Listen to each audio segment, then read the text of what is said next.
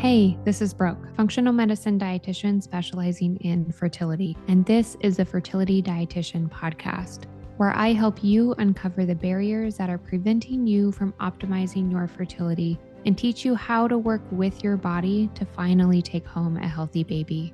Each week, I will be diving into different topics on fertility and sharing my perspective on physiology, metabolic health, nutrition, and lifestyle approaches that have helped hundreds of couples get pregnant even after years of heartache. My goal is to empower you with the knowledge you need to take back control of your fertility. Happy listening. Sleep is so underrated. Did you know that sleep plays a very important role in hormone balance and fertility?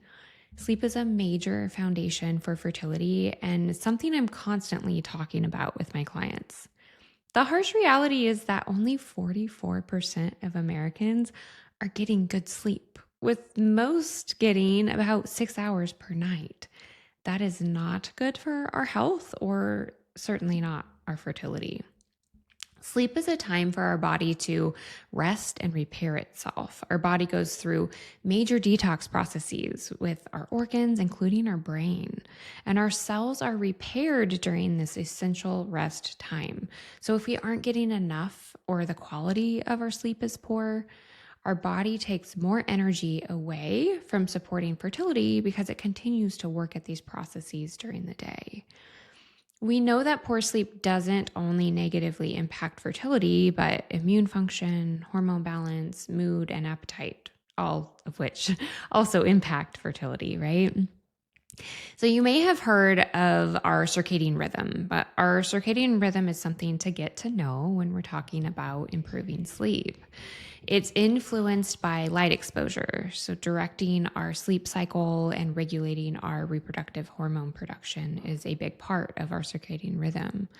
Light exposure when we should be sleeping can actually interfere with the communication between our brain and our ovaries, messing with ovulation. So poor sleep doesn't only play a role in regular ovulation, it is also associated with early miscarriage, preterm birth, and infertility. Okay, so the sweet spot for how much sleep we should aim to be getting is about 7 to 9 hours, with more recent research suggesting that women should be getting closer to the 9-hour mark. This research shows that women getting less than 7 hours of sleep are 15% less likely to get pregnant than those who are getting that 7 to 9 hours. Alternatively, women getting at least 7 to 9 hours of sleep are 25% more likely to conceive, okay? And sleep is just as important for male fertility too. We actually see in the research that late bedtimes, like past 11 o'clock, or 6 hours or less of sleep impairs sperm health. And I see this a lot in my clients, especially those with high DNA fragmentation. Sleep is a really big part of improving that DNA fragmentation, which makes sense because, again, our sleep is our rest and repair period. And if the body's not able to repair, it's going to create more damage, including in sperm, and likely also in our egg health, as we see with the outcomes of poor sleep being associated with miscarriage and preterm birth and overall infertility as well. Okay, so sleep's a really big deal. And remember that we can't out supplement poor sleep, okay? You have to put the work in here. And I promise you will reap the benefits in so many ways.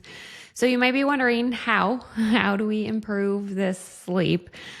Sleep in complete darkness for first. Make sure you're creating a sleep sanctuary where you have blackout blinds or curtains. You're turning off all night lights and little lights that might pop up on certain devices in your room. Complete darkness is the goal. A way to see if your room is actually dark enough is to put your hand in front of your face, about a foot in front of your face. If you can see it, it's not dark enough, okay? Decreasing screen time at night is also a really important tip for improving overall sleep quality. No screens for 1 to 2 hours before bed is really the goal. And it can be really hard to do that cold turkey. So work up to it. Even if you're working in 15-minute increments, it can be a complete game changer because of how it's supporting the hormone transitions for nighttime. We need our cortisol hormone to decrease and our melatonin, our sleepy time hormone, to increase. And that melatonin is a really important one for helping us get to sleep and stay asleep. And it's actually a known antioxidant for supporting both egg and sperm health too. So we want to be making lots of it to support our good quality sleep and fertility. Another tip is to set a consistent bedtime before 11 p.m. Ideally, you want to be asleep by 11 p.m.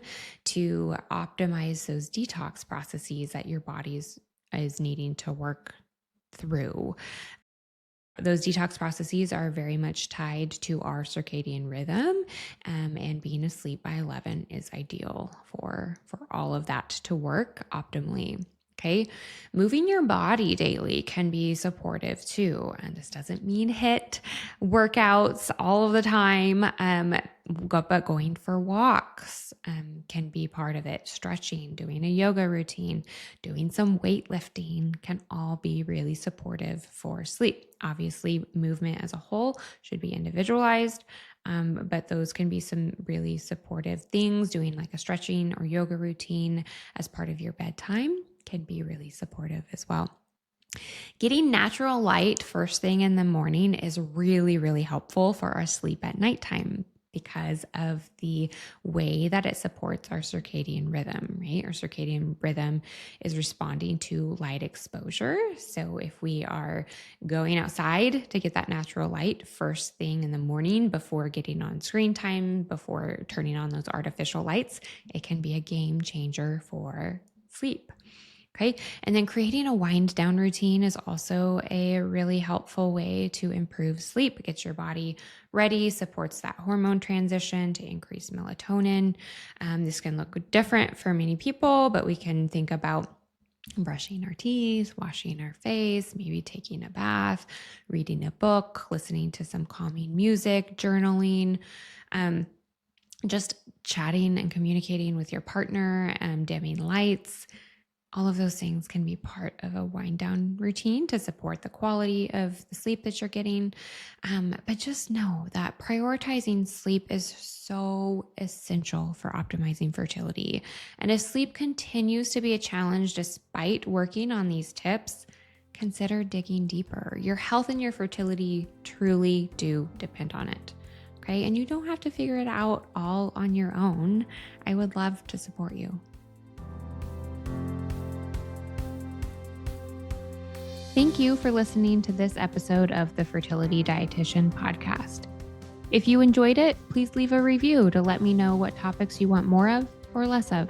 If you want to keep learning, subscribe at Apple Podcasts, Spotify, or wherever you listen to podcasts. Check out my website for more info on my private coaching program, Master Your Fertility, or my membership community, Fertility Blueprint. And don't forget my digital store. Come say hi on YouTube and Instagram. See you in the next episode.